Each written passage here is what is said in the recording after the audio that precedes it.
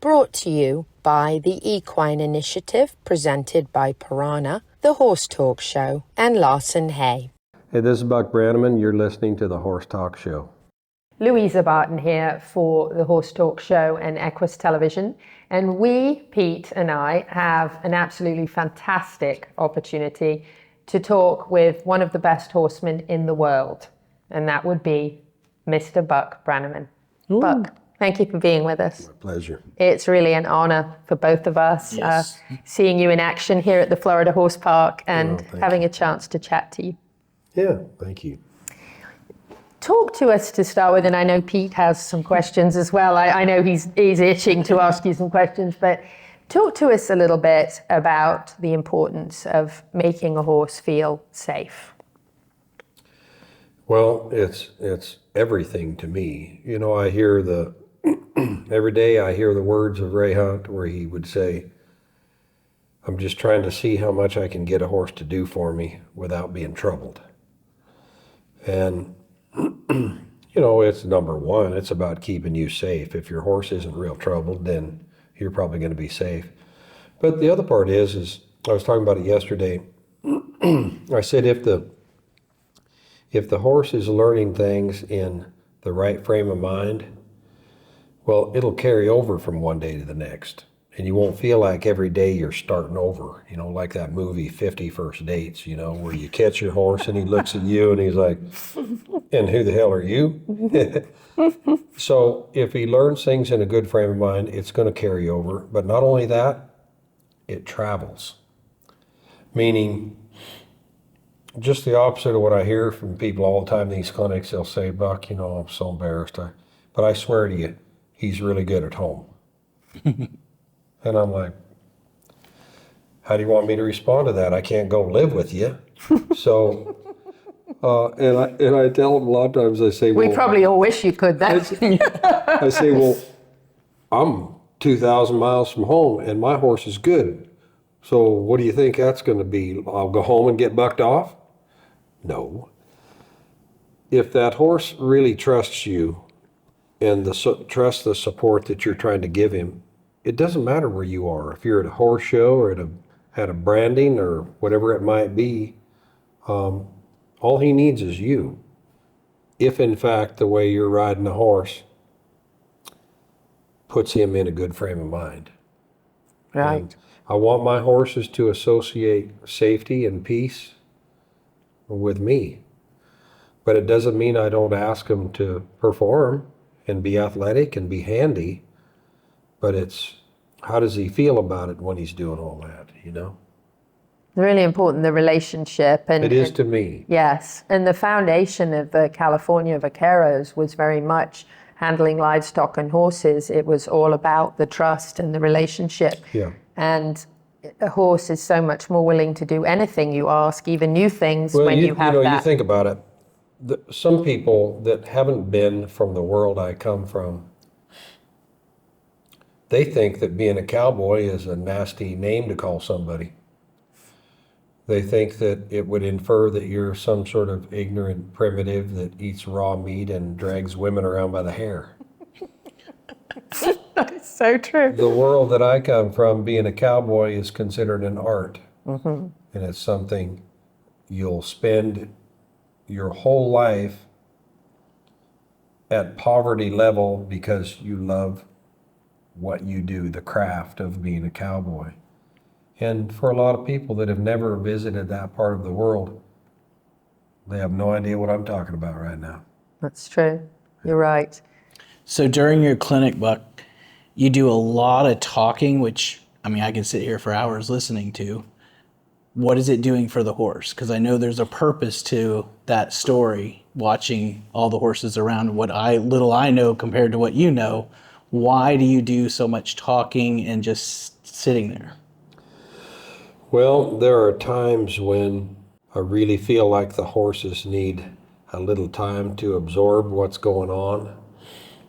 So often it's a good time to maybe give people some information on things to where there's a bit of a lull, where they let that kind of penetrate, let it kind of soak with the horse. Because sometimes they can be trying so hard that the horse never gets a break.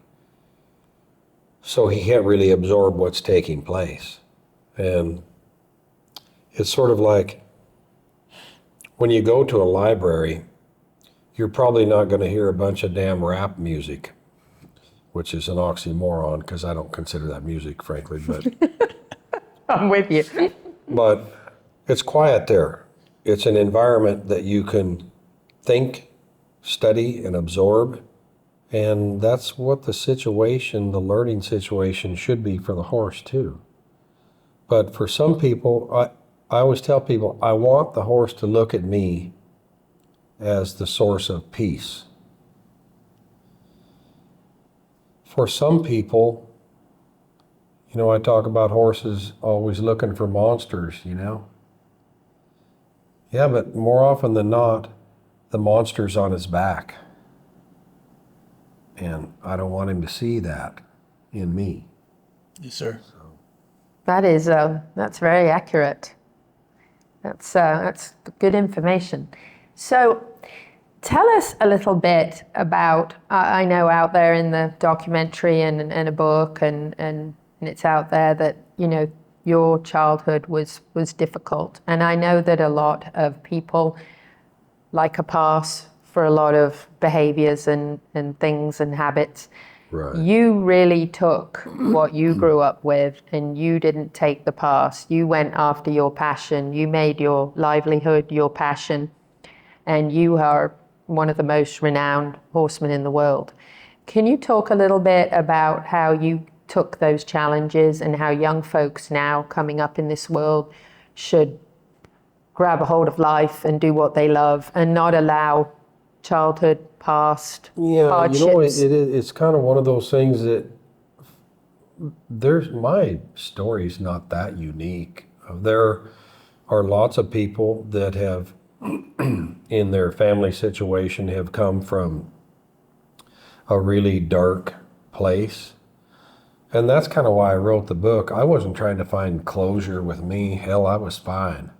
But I wanted the book to sort of encourage people to understand just because you have a dark beginning, well, it's not a foregone conclusion that that's how your whole life's going to be.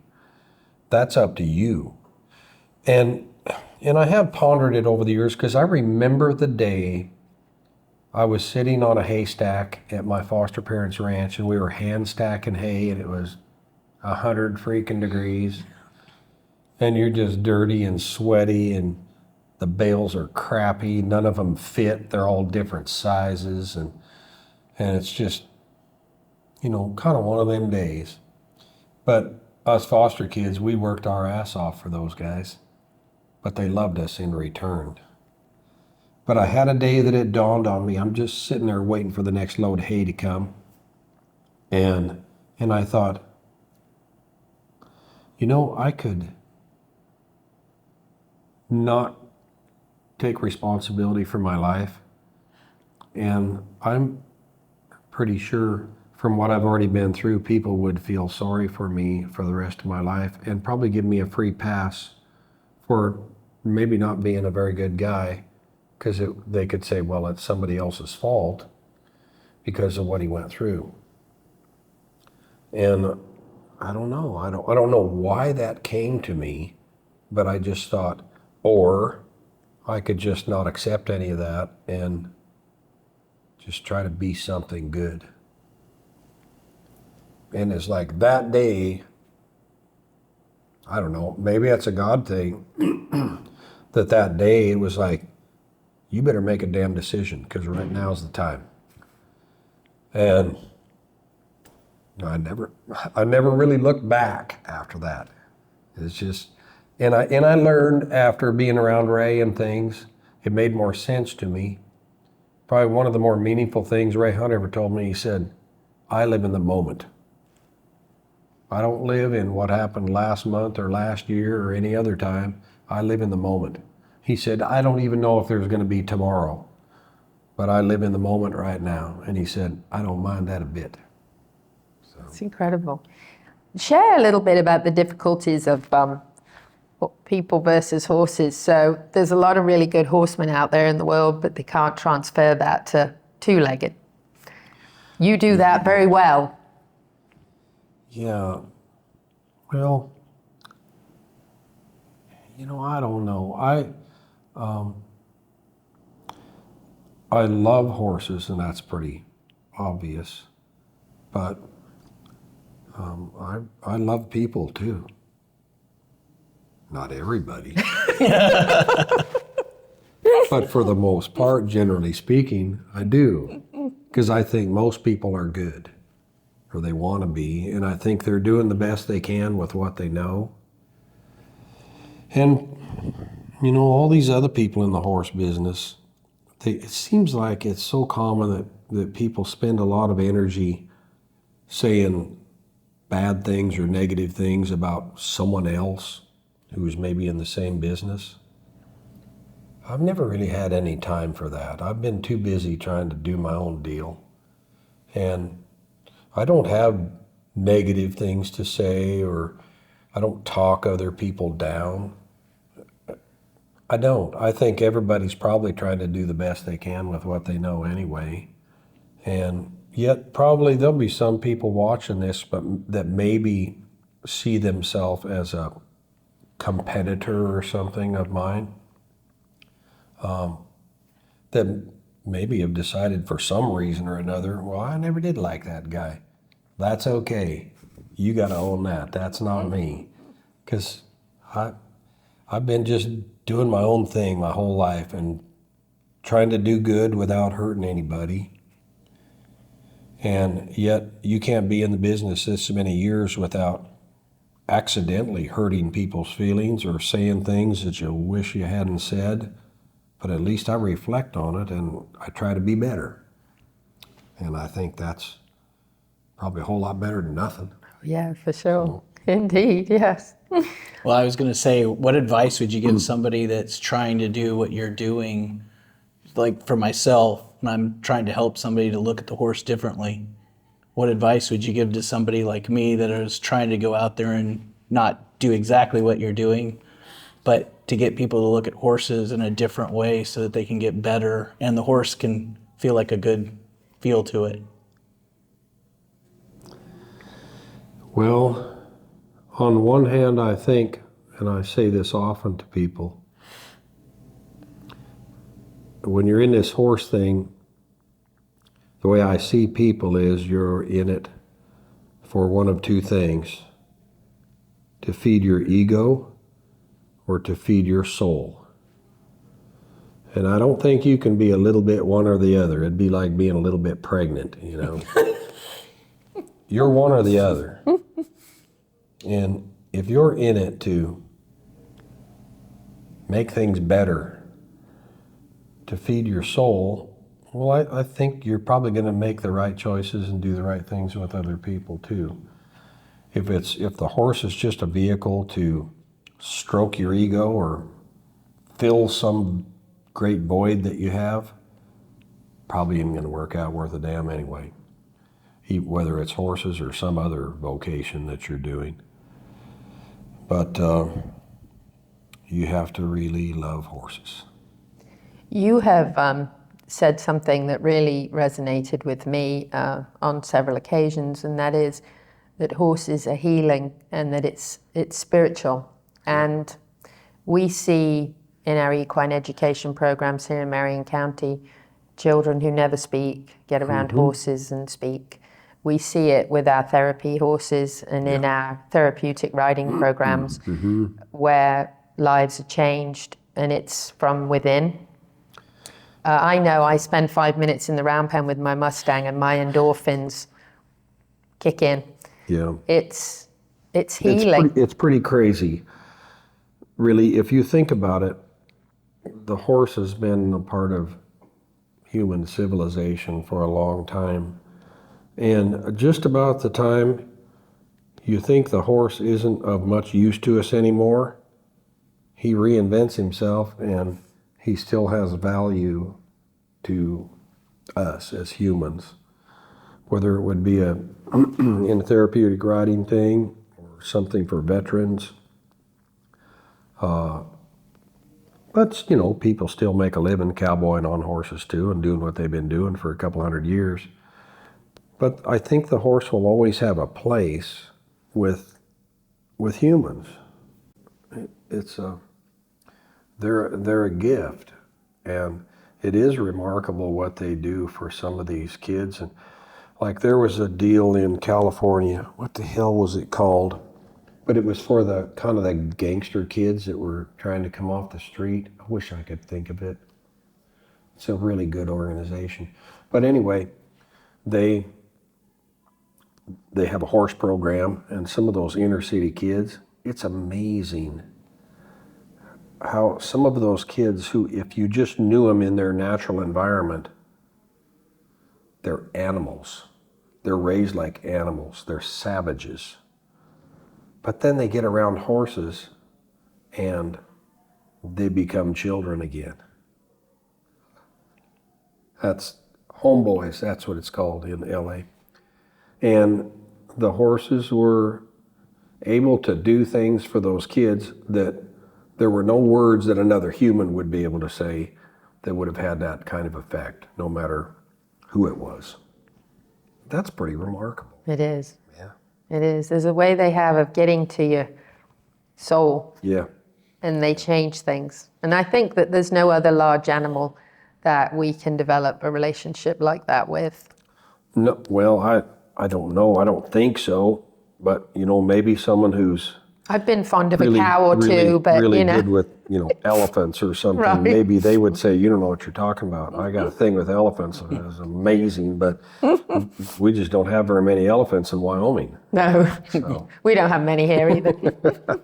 So I don't want to put you on the spot, but give us a quote that Ray Hunt said that you've never said before. Maybe a private moment if you could, or just something that would be, because I love when you talk about Ray Hunt. I got to see him twice, and it was just fascinating to listen to him.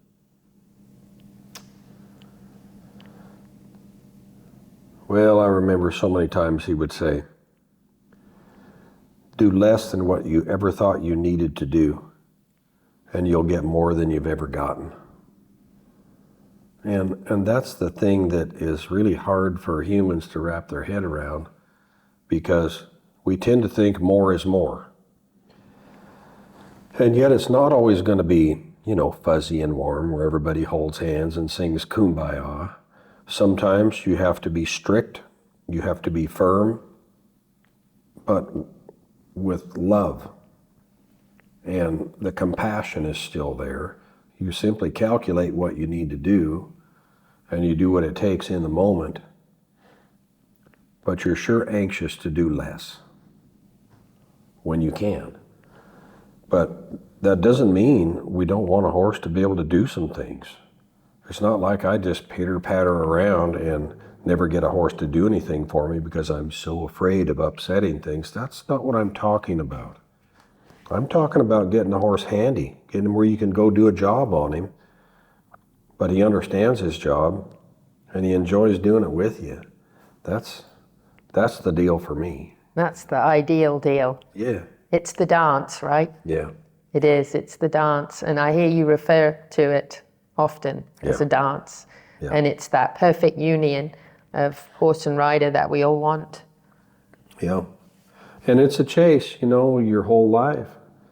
Like I said, when I go back home in a couple of days, I go right back to my normal winter thing, and that is I go to the barn and spend the whole day there working on me, trying to make me better. And I mean, if you think about it, if you're being realistic, where I am right now in my life, I could rest on my laurels and not get a damn bit better than what I am, and I could make a living for the rest of my life, no problem. But to me, that would be like being dead. So, when I'm home, it's treasured time for me to try to improve and be better. And then, you know, I try to take that to everybody else when I'm out on the road doing clinics. But a friend of mine back in the days when I was riding polo horses for the Rolex polo team. That was a long time ago when I was in Palm Beach playing polo. We've been friends forever. I was raised with her kids, went to high school together. And she wasn't known for saying profound things. I loved her to death. But, most of the time she was just blabbing, But one time she stopped me and she said, Buck, I'm just going to tell you this. You're a good hand and you know that. But when you die, it probably won't be too long they'll forget how good a hand you are. But they'll remember how you made them feel. And when she said that, it kind of annoyed me a little bit at the time because I'm thinking, now why in the hell did you think you needed to say that to me? But then I thought about it and I was like, gosh dang it, Sherry. You're right. You're right. Well, I was going to say, Luis and I would probably say you made us feel special for spending all day long teaching, coming in here. Talking to us and really coming from the heart about the horse. That's means a lot to us. Made us feel special. This one, hopefully our audience also. Yeah. We really appreciate you. Buck, I know you have to go on your way to an important appointment, friend of ours. Any last words that you would have for our listeners and viewers? Gee, I wouldn't know, other than don't be so proud that you can't adjust and change what you're doing, or maybe just stop if things aren't going well. Put a little thought into it. Don't quit. And that was always one of my favorite things that Winston Churchill said was, never, never give up. You just made her day. Yeah. I know, right? And He also said the best thing for an inside of the man is the outside of a horse. Exactly. Some people think Will Rogers said that because he was, quite a philosopher too. But a lot of people attribute that to Will Rogers, but it was Winston Churchill. But yeah, a friend of mine years ago, not too many years ago, she said, Buck, you know me. Don't just write happy trails in this book to me. You tell me something that you want me to really think about. And I did know her pretty well, and she was a bit of a challenge at times. And I put in her book, I said, quit quitting. And she read that and, of course, cried. And that was not my fault. I didn't make her cry, but I might have helped her too that day. But a few years later, she told me, she said, that's probably the best thing anybody ever told me. Because she said, at the time, I had a whole lot of quit in me. Wow. When things would get kind of difficult. So, yeah. You just hope for the right words to say at the right time. And you don't always come up with the right thing to say, but you try, do your best, Well, having sat next to you, I now know why you make horses feel calm. You have that. That's a good place to be. Thank you. Yes. Thank you so very much for chatting to us, Pete and I. Dancey Pete and I really appreciate it. And I know you've had a busy few days here, and we thank you for taking time to chat. My pleasure. Yes, and we have some little goodie bags for you and your crew. Okay. And they're travel size because we know you travel, so. Yep. So they're travel size, so those are for you guys. Okay. Little bottles, very handy. Thank and you. then we had that made for you because we thought that's a wow. handy thing to have, isn't that's it? very cool. Yeah, that's nice. So we hope you enjoy that. It's useful at least, right? You bet, absolutely. Thank you, sir. Thank you. Yeah, My pleasure. appreciate you. My pleasure. Very nice to meet you, sir. Thank you.